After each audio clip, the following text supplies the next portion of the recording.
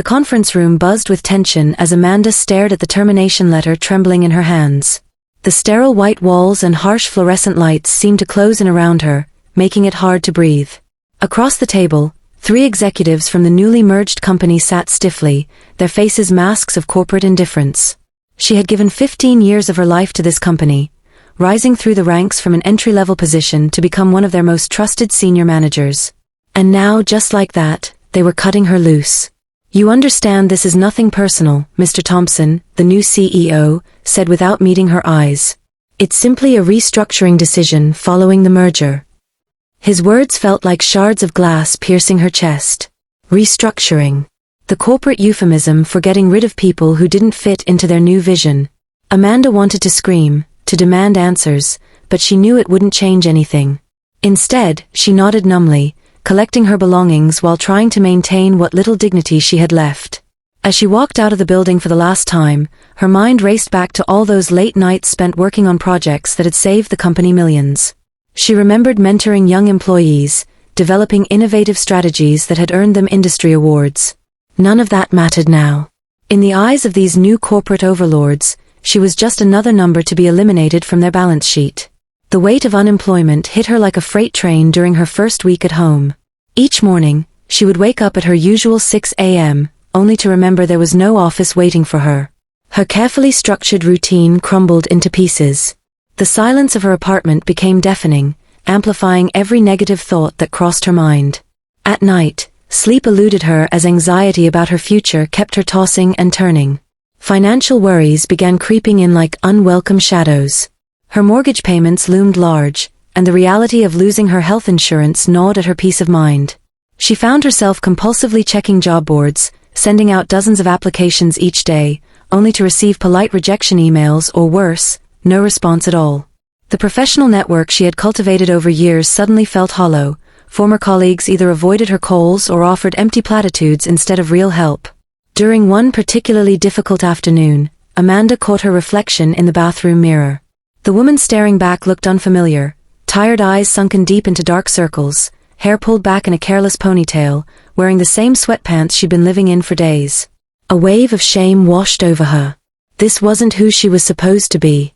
She had always been the strong one, the reliable friend, the competent professional who could handle anything life threw her way.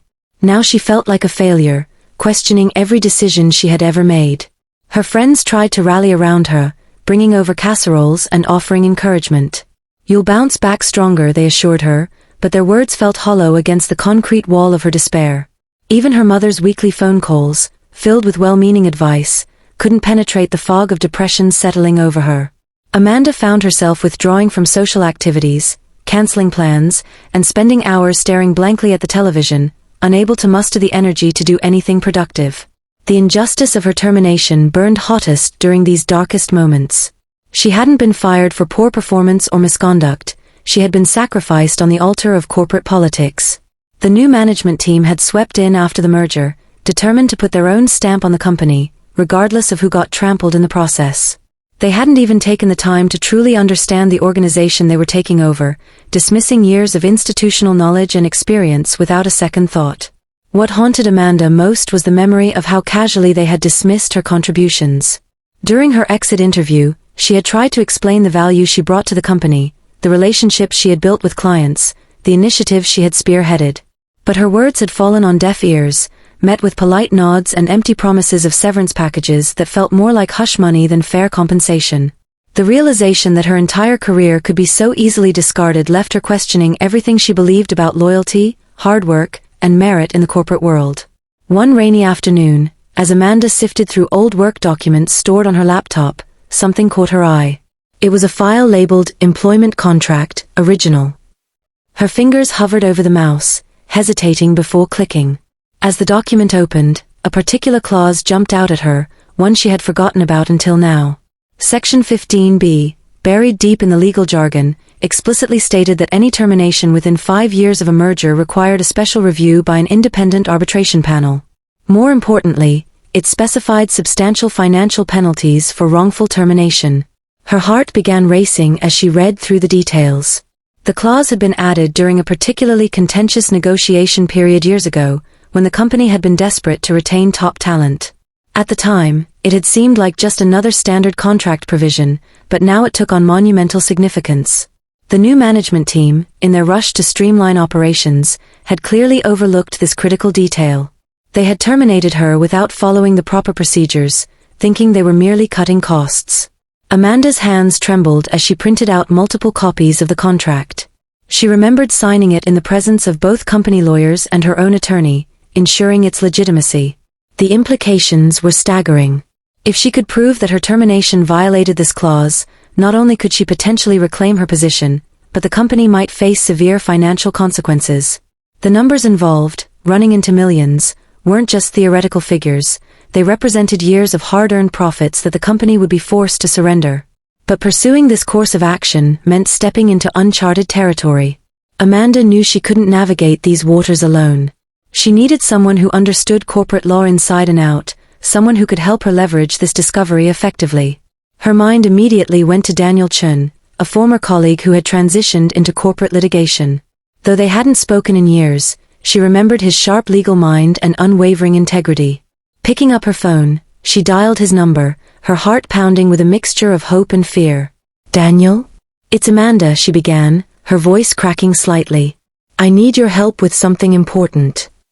Daniel listened intently as Amanda explained her situation, his expression growing increasingly serious. When she mentioned the specific clause in her contract, his eyes narrowed with professional interest. "This changes everything," he said, leaning forward in his chair. "They've made a massive oversight, and we can use this to our advantage." His confidence was infectious, and for the first time since her termination, Amanda felt a spark of hope ignite within her. Over the next few weeks, Daniel helped Amanda piece together a comprehensive strategy.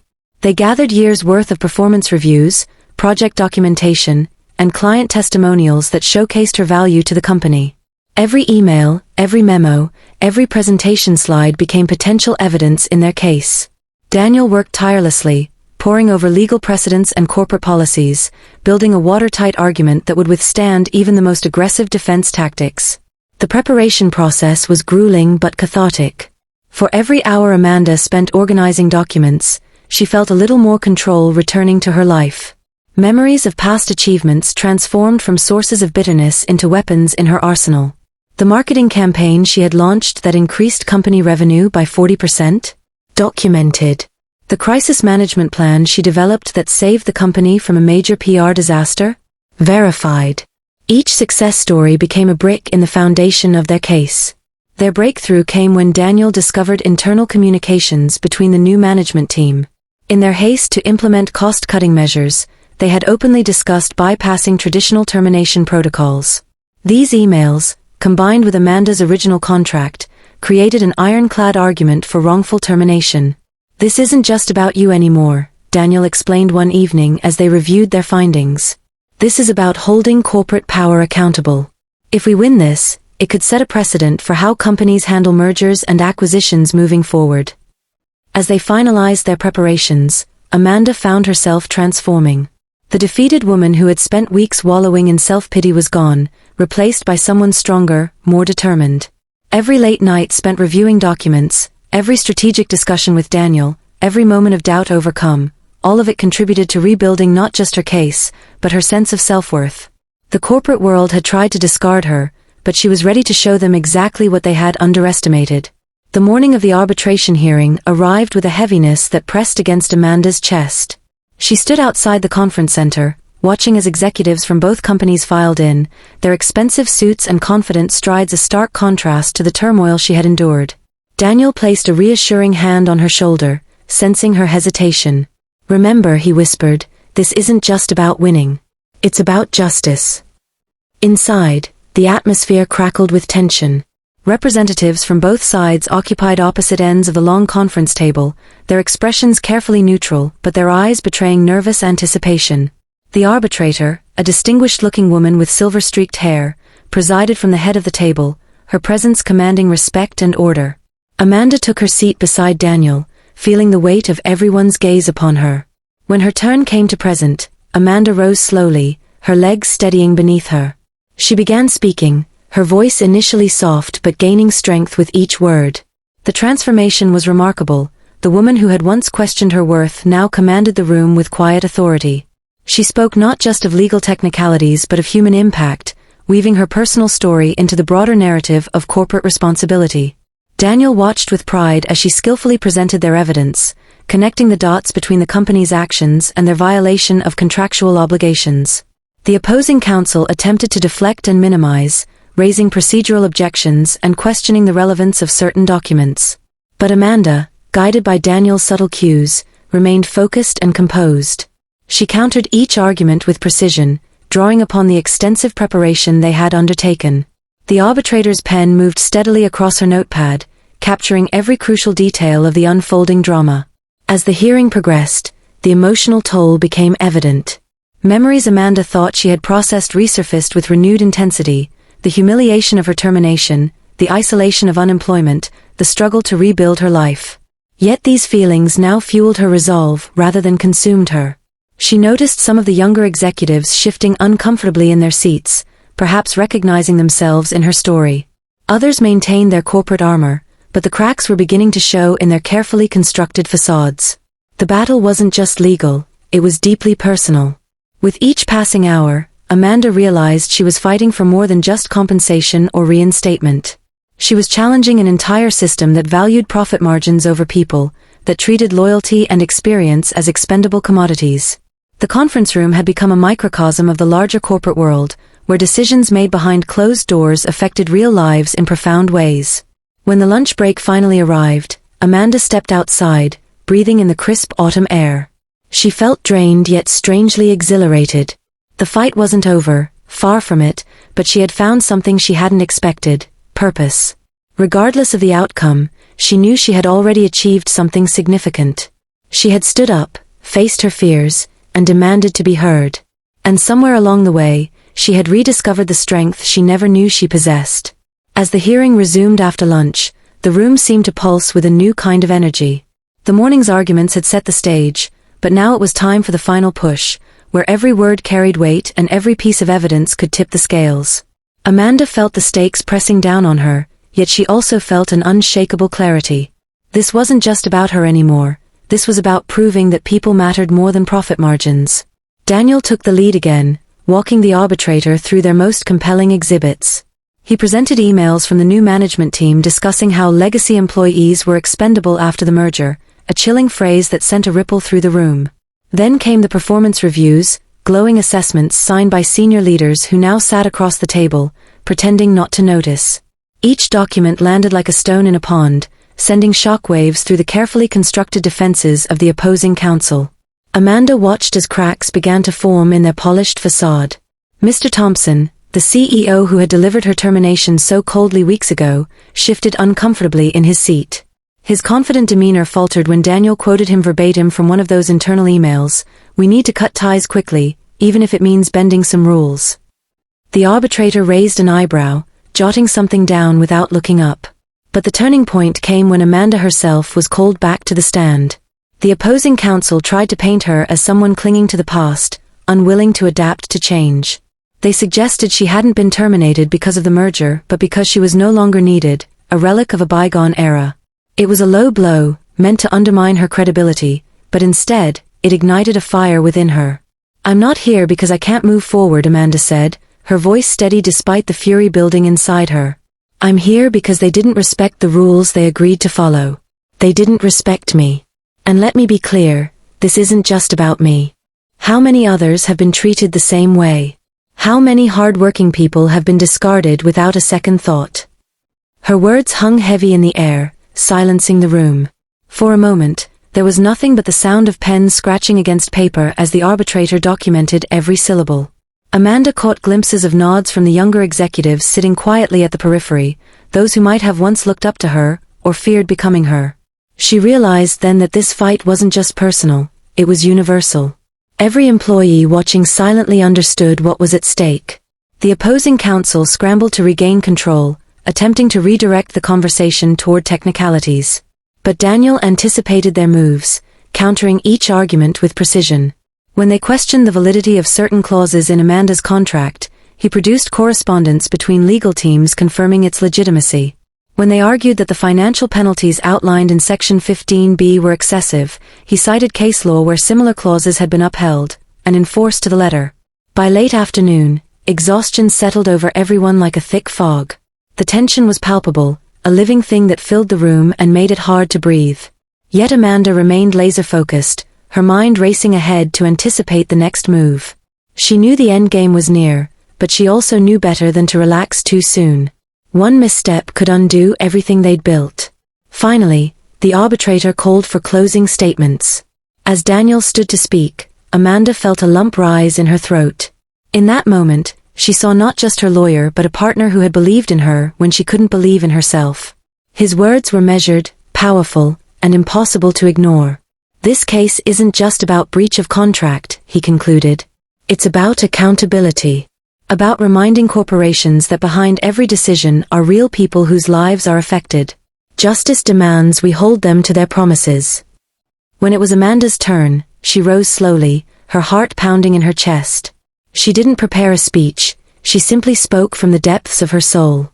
"I've spent my life building something meaningful," she began, her voice trembling slightly before steadying. "And yes, I lost my job. But what I've found since then is far more valuable. I found my voice, my strength, my purpose. If I walk away today knowing I stood up for what's right, even if I don't win, I'll still consider myself victorious." The room fell silent. No one moved. Even the arbitrator paused, looking at Amanda with something akin to admiration. Then with a nod, she announced that deliberations would begin immediately. Everyone filed out, leaving Amanda and Daniel alone in the conference room. For the first time in hours, Amanda allowed herself to exhale fully. Her legs gave out, and she sank into a chair, tears streaming down her face. Daniel placed a hand on her shoulder, squeezing gently. "You did it," he said softly. "No matter what happens next, you've already won." Outside, the sun dipped below the horizon, casting long shadows across the city skyline. Amanda stepped onto the balcony, letting the cool evening air wash over her. Below, cars honked and people hurried home, oblivious to the drama that had unfolded above them. She felt small yet significant, part of something much larger than herself. The waiting period stretched endlessly. Days turned into a week, during which Amanda oscillated between hope and dread. Friends and family rallied around her, offering support, while former colleagues reached out, inspired by her courage. Some confessed they'd faced similar injustices but never had the strength, or resources, to fight back. Amanda listened to their stories, realizing her battle extended beyond her own experience. She was fighting for all of them. Then, one crisp morning, the call came. The arbitrator's office wanted to meet that afternoon to deliver the verdict. Amanda's stomach churned as she dressed, choosing an outfit that exuded confidence even though her hands shook as she buttoned her blouse. Daniel met her outside the arbitration center, his expression unreadable. Together, they walked inside, bracing themselves for whatever lay ahead. The room felt smaller this time, the air heavier. The arbitrator entered, her face neutral as she took her seat. Without preamble, she opened a folder and began reading aloud. Amanda's breath caught in her throat, each word landing like a hammer strike. The ruling was comprehensive, leaving no room for ambiguity. The company had violated Section 15B of Amanda's contract, and the consequences would be severe. The respondent is ordered to reinstate Ms. last name to her former position, the arbitrator declared, her voice firm. Furthermore, they are required to pay damages totaling $22 million, reflecting both punitive measures and compensation for wrongful termination. The room erupted into chaos. Lawyers scrambled to process the magnitude of the decision while Amanda sat frozen, unable to comprehend what she'd just heard. Daniel gripped her hand tightly, his smile breaking through his professional demeanor. Tears streamed down Amanda's face, but this time, they were tears of triumph.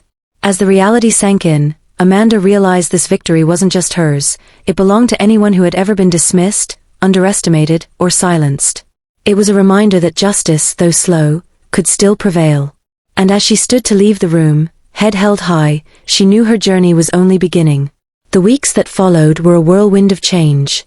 The company, humbled by the ruling, issued a public apology and welcomed Amanda back, not just to her old position, but as a senior advisor to the CEO. Her insights, once dismissed, were now valued more than ever. Colleagues who had distanced themselves during her darkest days reached out, inspired by her resilience and determination. Amanda used her platform to advocate for fairer practices within the company. She spearheaded initiatives to protect employees' rights during mergers and acquisitions, ensuring no one else would face what she had endured. Her story became a beacon of hope, shared in interviews and articles, encouraging others to stand up for themselves. Daniel remained a steadfast friend, his role evolving from lawyer to confidant. Together, they celebrated victories big and small, their bond stronger than ever. Amanda reconnected with old friends, rebuilt relationships, and even found time for hobbies she'd long neglected.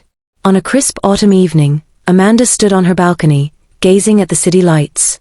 For the first time in years, she felt truly at peace, her life fuller, richer, and brimming with purpose. She smiled, knowing she'd not only reclaimed her career but also rediscovered herself. This wasn't just a happy ending, it was a new beginning.